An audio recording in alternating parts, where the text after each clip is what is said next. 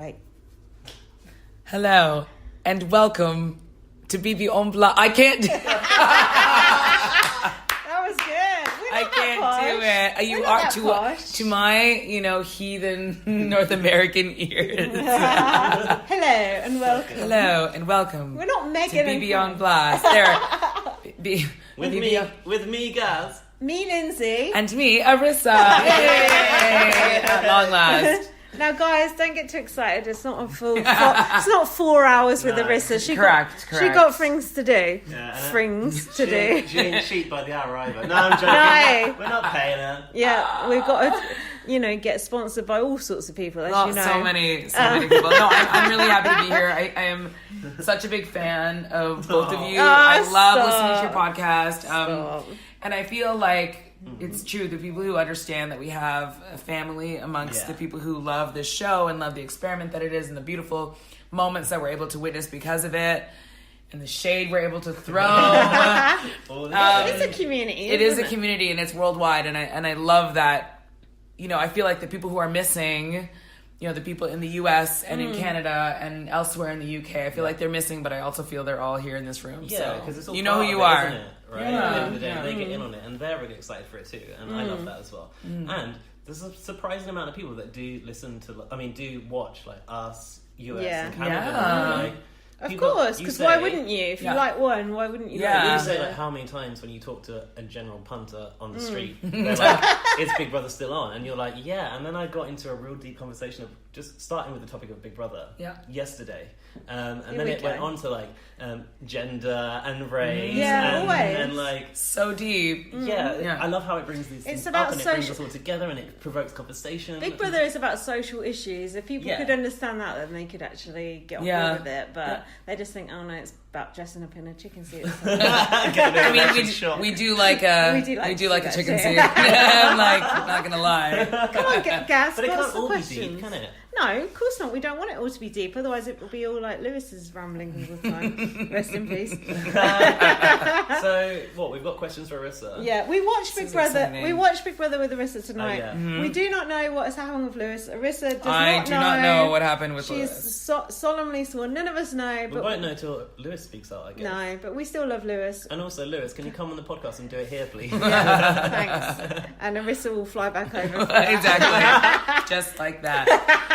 No, but I'm all ears. Hit me. Come on, Arisa. So where do we start with this? Whatever. Fan questions or our questions? It doesn't matter. What have you sent me this in? Which format? Screencasts. Yeah, screencasts and voicemails. Okay, so this is a list of questions that Lindsay's written down. I've got no idea what they are right now. So how much Big Brother UK have you watched, Arisa Cox? Okay, so I didn't get into BBUK until very recently. It was difficult to watch from our side of the pond.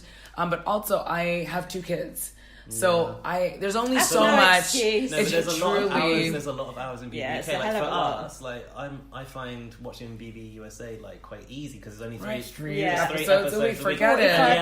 I'm not keeping up with the live feed and stuff like that, so I'm missing out a lot of stuff. Yeah. But to keep up with the main storylines is not hard. But here, you've got to be there every night. It's a lot. If you like Survivor, that's a 14 1 episode a 15-hour commitment, right, for an entire season. Yeah. And this is nonstop, and I love that. I feel like you get deeper into being able to consider who these people are and what they're bringing or not bringing. I feel like there's so much you can get out of it, but there's also no feeds anymore. I know. Which is so. And not even a snippet this year. Yeah, but you do have Bit on the Side 5 nights a week, which. In Canada we don't have Sideshow anymore. The US doesn't have an after show, right? It's different, right? The US has got Ross and Arisa. Oh yeah, that's true. They do. What about that? They do. So which series did you first start? Was it a celebrity one you started watching, or was it a regular version of? No, it was a regular version, and the one I really probably got into the most was Isabel winning last year, and that was great because that was a really great winner. Yes, I loved Isabel. Her. I love an unbothered queen, and I think you know what I mean. She just she was unflappable. People who and you could see there's certain people who shall remain nameless, you can see that bothered that they weren't able to get to her. And I love that in a winner. I love that in a person. I think she's a beautiful person. And I love, to be honest, I love the whole endgame. Like, I felt like I really loved who was left. And then I watched Courtney Act's season, which was also great, and in a very different way. That was a strange one, eh? What do you think about the Year of the Woman approach? Because it was trying to go quite topical, because it was 100 years since women got the vote, and it was a more serious series. Like, it was. I loved the concept. I loved the opening. I loved that it was a theme that sort of played out many times throughout the season, which was great. But then again, you're also, setting up some impossible expectations. It's Year of the Woman, but a woman didn't win. But good Courtney, point, not a woman. Across both genders. I thought that was nice. No, but you know what? You're absolutely right. I feel like because Courtney sort of represents the future in that for so many people, and maybe in ways that they were never allowed to be before now, that she was able to... He was able to transcend gender. And so you're right. I think that says something much more powerful than something as binary as woman or man, Better than Anne Widdecombe winning, isn't it? Well, yes. Not the Yoda Anne. No, but I loved that series. And I love Emma, and I love Rylan, and I think it's something magical that we have here. I think it's been around a long time. We can't relate in Canada. Sure it's we watched the US version, and a lot of super fans have been watching UK for a long time. But I could see maybe if it has to go away, it will not stay gone. I refuse to believe that. I can't imagine. That's given me hope that you said that. I can't imagine. It's iconic. Yeah. Apparently they're in talks with Netflix, so who knows? So, do you know that, have you heard the last episode of this series is an hour and 15 minutes long? Yeah, The final is an hour and 15 minutes long. Very short. Did you see that tweet from Marcus? No, what's he say? So they titled it like...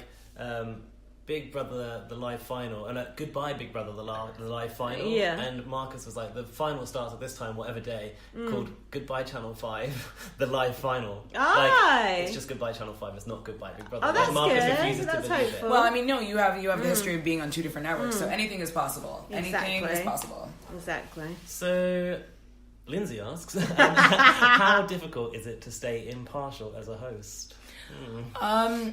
What are you for me? It's weird. No, I think that that's why I've showed her the questions beforehand, so shut up. No, it's all good. No, I think that's why they pay you, because you can have your own opinions, but that needn't color what you do for your job. I think you're very, very good at being impartial. I can never tell. That's invested in the show. Yeah. Because you're clearly a fan. But you know what, though? I think this is what helps. And it's sort of what attracted me to journalism in the first place.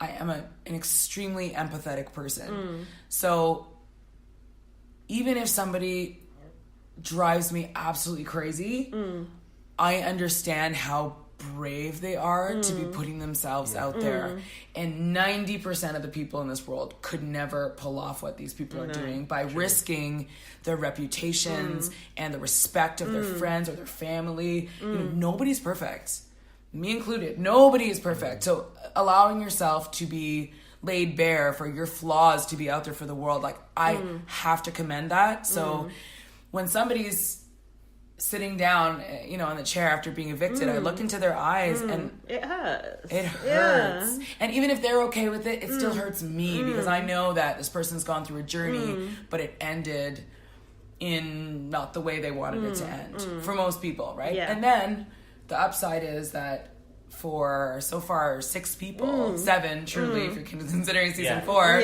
I was there experiencing one of the best days of their lives. Yeah. Do you know how good that feels? Yeah. But it's, the flip side is experiencing some really, really terrible days for people. But this too shall pass. It is still just reality TV. Yeah. And if anything, these people come out the other side and are so much stronger, and they usually know themselves even more, And you never get odious housemates like on our level, like BBUK level or BBUS level. You don't. I just think Canadians are nicer people. That's my personal opinion. Yeah, they're just more. It's just seems more. I don't know, but even I don't know. Even people who I have problems with, you know, even on the BBUK or BBUS season, I guarantee if you put them in front of me, I would sit down and put myself in their shoes. Yeah. And be able to talk to them like that. Do you not think like you're almost best placed because you have been in their shoes. You put yourself on a reality show, right? Yeah. That's how you started your career, so you've been through it and you know what it's like to go through such an intense experience, so you can fully relate. Absolutely, it's so easy to judge. Literally, that's what you're doing. You're getting on this thing so that people can judge you, right? And say, well, they chose to be on it, so it's my license. I can do whatever, which is true. That's the trade-off. But it is much easier to sit and watch, and much harder to experience it. Yeah. So it's harder. It's very easy to be a keyboard warrior, and there's a lot of them out there that exist, including you and I. I'm going to agree too. I mean, I have to be really impartial about my season, but less so other seasons, because Big Brother is around the world. It's a global property, right? So I think we tend to forget that too. We assume that, you know, each country that watches we're the only ones, and it doesn't work like that. And we know that because we sort of have our fingers in multiple countries' pies in terms of, that sounds so good. Hello there.